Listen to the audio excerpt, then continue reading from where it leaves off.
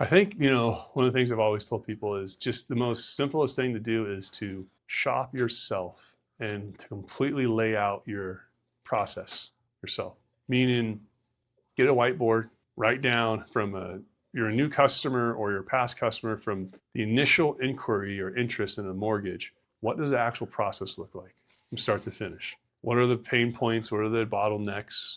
Where does someone start? Where does someone stop? And really understand like the overall like efficiencies of like, because there's lots of lenders that have like holes in their process. Right. It's like running a business. One of the things about the mortgage business and what we're doing, some of this stuff is like esoteric. It's in your brain. Like it's not necessarily physical. So like if you ran a restaurant and someone walks up to the restaurant and says, I want to sit down, you could like watch, what does that look like? You can watch, there's a hostess there. Once the hostess takes them, do they walk them to the seat? How long does it take for someone to come up? Like I was at a restaurant the other day. It was like 20 minutes for someone gave us a menu or asked us if we wanted water. You can visually see that if you're running the restaurant. But if you're running a mortgage company, you can't necessarily visually see that. And you don't even know if there's a potential downside to that. You don't know where there's holes.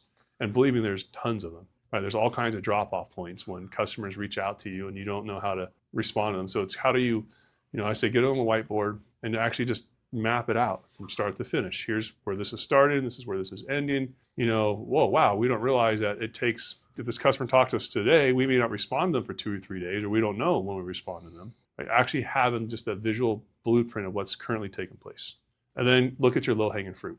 What are the areas that you can easily fix? Or maybe areas that may become more difficult, and you want to take those on, but like at first, it's like if you're in a restaurant, you want to, the hostess stands in the back of the restaurant. Well, that doesn't work. Should be in the front of the restaurant. Or we don't have enough people up there up front all the times. You can fix the most easy basic things, fix those first, and then, kind of start from there. I think that's probably one of the things people need to do. And then from there, it's how to use technology to rapidly scale these efficiencies.